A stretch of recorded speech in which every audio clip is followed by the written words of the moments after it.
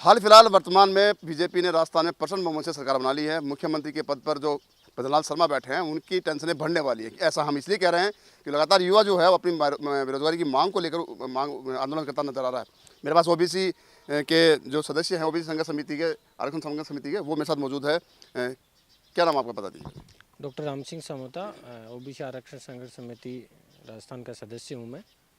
राम सिंह जी, देखिए, सबसे बड़ा सवाल यहाँ पे कि सूचना सहायक के पदों को लेकर कुछ भ्रांतियाँ चल रही हैं। आप लगातार मांग करें, सोशल मीडिया की बात कर लें, धरातल की बात कर लें, तमाम तरीके जो हैं उनकी तरफ से, उनकी ओर से आप जो है मांग कर रहे हैं। क्या पूरा मामला बता दीजिए। पूरा मामला ये है कि जो सूचना सहायक की पहले जो भर्ती विज्ञापन आया था उस समय भी ओबीसी आरक्षण जितना प्रतिशत दिया गया उसके अनुसार पद नहीं थे। तो हम सब लोगों ने मिलकर इस बात को प्रमुखता से उस समय की जो तत्कालीन सरकार थी उस समय भी उठाए थे। और डीओ पी से हमारी मुलाकात हुई थी, जो भी कार्मिक विभाग के उस समय के सेक्रेटरी थे। तो उस समय ये देखने को मिला कि रोस्टर रजिस्टर के माध्यम से बहुत सी विसंगतियाँ थी। तो उसके बाद में ये हुआ कि पद शायद ठीक है, लेकिन अब अचानक से फिर से दोबारा से उस भर्ती में पद बढ़ाए दिए गए हैं।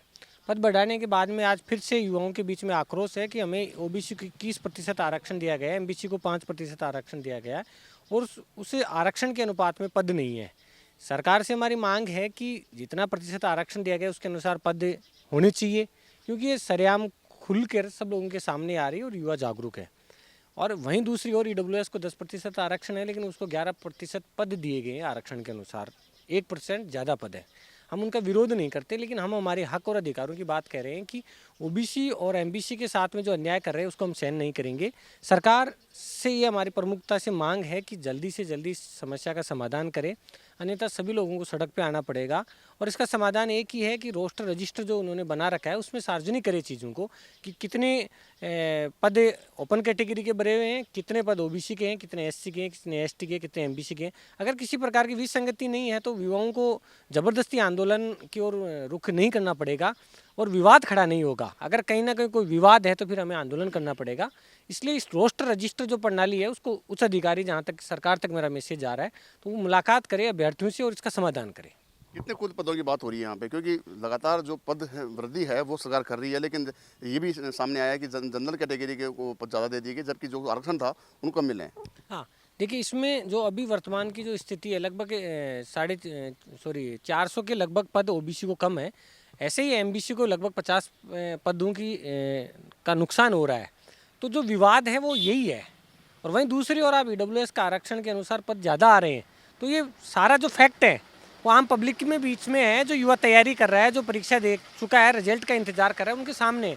तो सरकार को इसको क्लियर करना पड़ेगा। नहीं करेंगे तो ये विवाद बढ़ता जाएगा और सी बहुत सी भर्तियाँ हैं। आरपीएससी की, चाहे आरएस की वैकेंसी का भी जो रिजल्ट आया और उसको प्रशिक्षण काल के लिए जो नियुक्ति आदेश दिए गए उसमें एक रिमार्क कैटेगरी नहीं डालेगी, वो भी ओबीसी, एसटी, एससी, एमबीसी सभी कैटेगरी के साथ में विवाद खड़ा किया गया है।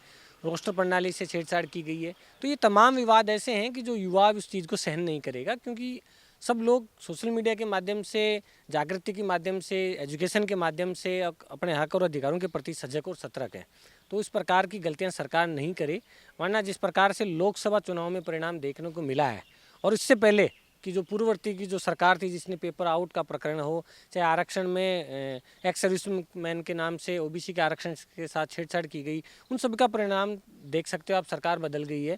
और उसी दूसरी का परिणाम ये है, लोकसभा चुनाव में सीटों का जो परिणाम आप देख रहे हो राजस्थान में, और सभी जगह अग्निवीर योजना वगैरह आरक्षण के साथ छेड़छाड़ बहुत बड़ा विवादित मुद्दा है। इसके साथ छेड़छाड़ नहीं करे तो ज़्यादा ठीक रहेगा।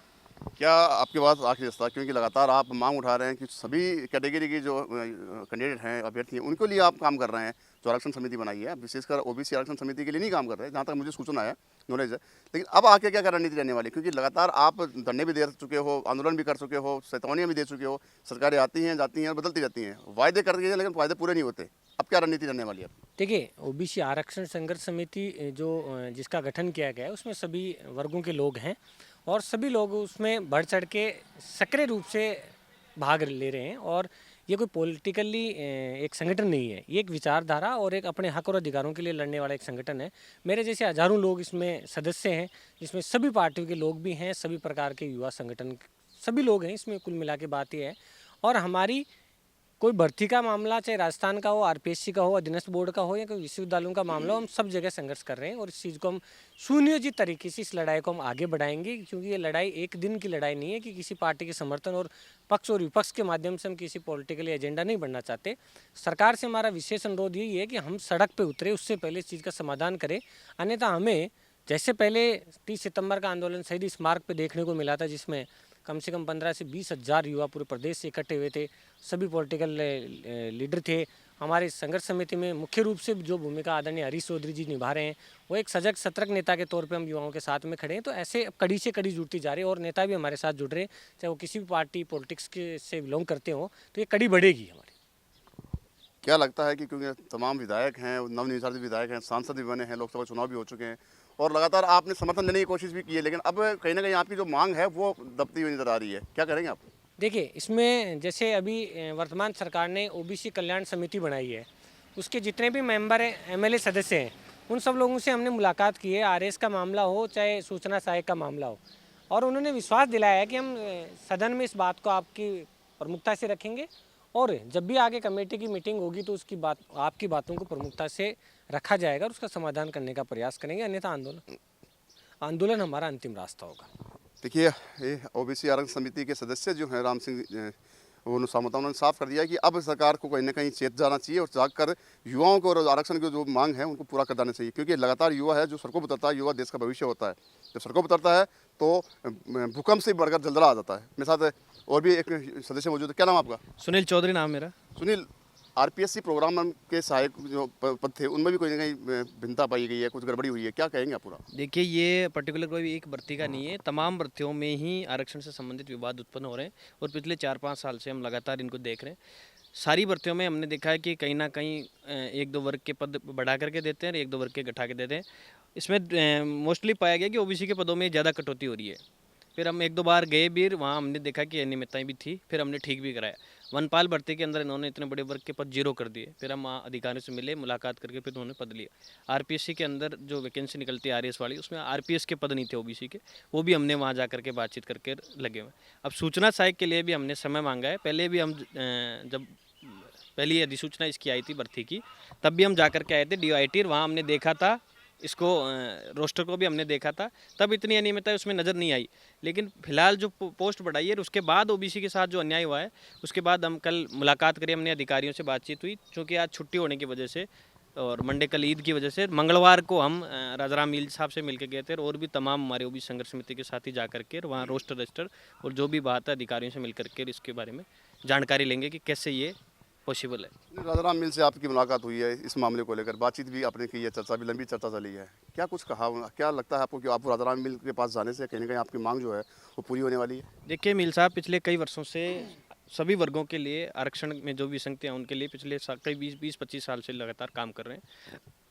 मिल साहब ने, हम जब गए युवा, सैकड़ों की संख्या में वहाँ युवा था, सब लोगों ने यही कहा कि मिल साहब ये हमारे साथ अन्याय हुआ, तो उन्होंने तुरंत फ़ोन किया DIT के अंदर अधिकारियों से। तो चूँकि उन्होंने कहा कि अभी छुट्टी है 1-2 दिन की, मंगलवार को आप सब लोग आ जाओ, तो मिल साहब के नेतृत्व में भी सैकड़ों युवा वहाँ जाएगा और बातचीत होगी। मिल साहब हमारे साथ हैं हमेशा, और जब भी वो साथ खड़े होते तो परिणाम निकल के ही आता है। आंदोलन की राह भी कहीं युवा पकड़ नहीं पा रहा है, क्योंकि अब लगातार सरकार जो है वो चेत नहीं रही, या फिर यूँ कहें कि जो प्रचंड बहुमत मिला है बीजेपी को राजस्थान में, उसके नशे में मध्य में चूर है वो। तो अब भजनलाल शर्मा जो CM है उनकी टेंशन भी कहीं ना कहीं बढ़ने वाली है, क्या लगता है आपको? देखो, सरकार नशे में चूर है, ये तो सरकार गलतफहमी होगी। ज़्यादा मैंडेट इनके पास नहीं है कि नशे में चूर हो जाएंगे। ज़्यादा लोकसभा में आपने देख लिया, आईना इनको दिखा दिया हमने कि तरीके से काम करोगे तो रहोगे, नहीं तो वापस घर बैठ जाओगे। घर बैठे थे पहले, युवाओं के साथ काम करना पड़ेगा और अन्याय बार बार आप करोगे तो आंदोलन तो हमारे लिए अंतिम रास्ता है। जब तक हम देख रहे हैं प्रयास बातचीत से हल हो जाए, तो बाकी गलतफहमी किसी को नहीं करनी चाहिए। सरकार हो, CM हो, कितने बड़े अधिकारी हो, अन्याय होगा तो युवा एकजुट होकर के लड़ाई लड़ेगा, चाहे कितनी लंबी लड़ाई उसको लड़नी पड़े। तो ये सुनील और राम सिंह सामोता हमारे साथ मौजूद थे, जो ओबीसी आरक्षण समिति के सदस्य हैं। लगातार हर कैटेगरी के जो अभ्यर्थी हैं उनकी मांग जो है, बात चाहे पदों में वृद्धि पदोन्नति की हो, बात चाहे आरक्षण समिति की हो, बात चाहे उनके रोजगार की हो, लगातार उठाते आए हैं। अब साफ कर दिया है कि सरकार जो है अब लगातार जो नशे में चूर है, जीत के नशे में चूर है, वो छोड़कर इन युवाओं की तरफ ध्यान देना चाहिए। नहीं तो ये आंदोलन होगा तो कहीं ना कहीं जो सरकार है वो हिल जाएगी। कैमरा पर्सन संजय शर्मा के साथ संदीप अग्रवाल, द नगरी मीडिया, जयपुर।